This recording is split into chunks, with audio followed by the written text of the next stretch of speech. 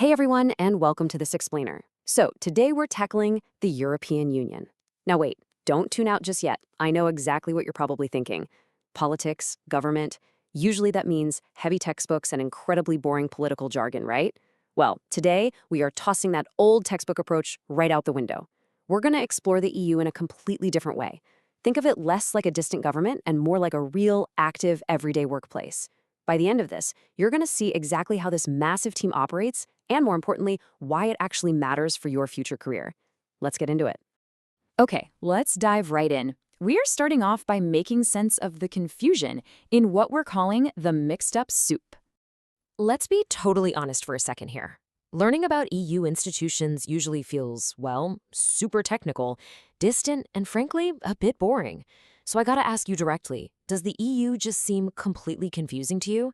If you're sitting there nodding your head right now, trust me, you are absolutely not alone. It is notoriously hard to keep track of all the different roles, the responsibilities, and trying to figure out who is actually doing what. In fact, our source material hits the nail on the head. It describes the EU as a mixed-up soup of names and acronyms. I mean, just imagine walking onto a massive, complicated new construction site or into a huge corporate office building on your very first day of work. People are throwing around all these strange department names, they're using weird abbreviations you've never ever heard of, and everyone's running around doing completely different jobs. It feels incredibly overwhelming, right?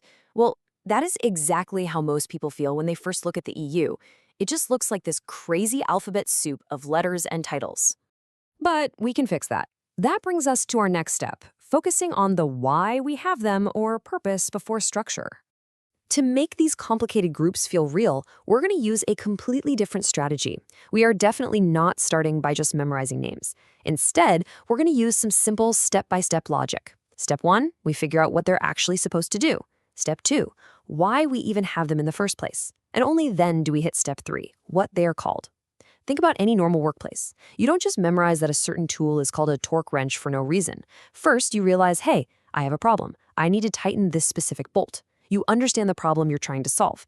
Then, learning the actual name of the tool makes total sense. So we're going to figure out the problem-solving goals of these EU departments first. And this brilliantly illustrates the big shift we're making today. The old way of learning about this stuff, it's technical, it's distant, and yeah, it's boring. Just endless lists of names. But the new way? It's real, it's relevant, and it's prepared for action. We are focusing purely on how the EU functions just like a cooperative workplace. Every single group has a very specific job, and they all have to work together and solve problems as a team to keep society running smoothly. So, let's look at the roadmap ahead and actually meet these 5 core teams.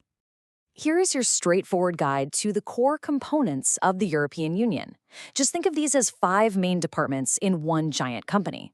First up, we have the European Parliament. They're kind of like the workers' union, representing the voice of the everyday citizens, us. Next is the Council.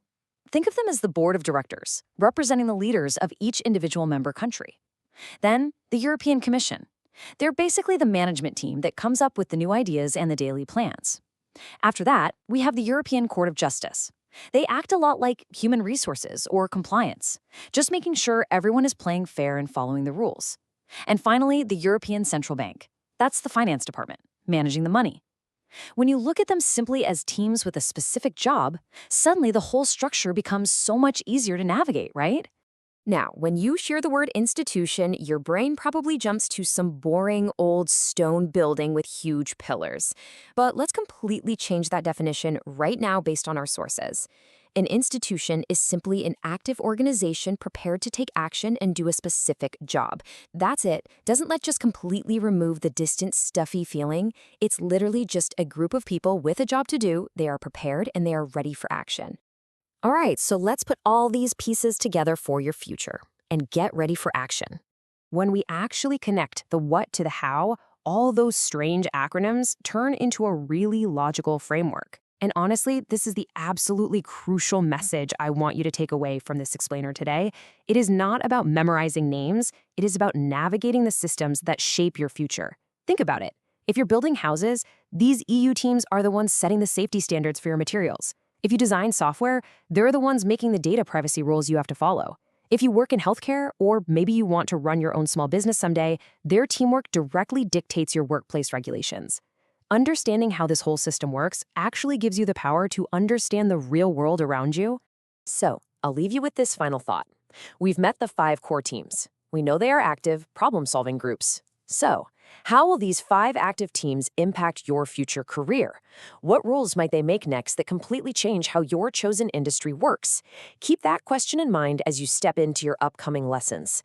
Get ready to explore exactly what each team does, because understanding them, well, that means understanding your own future. Happy learning!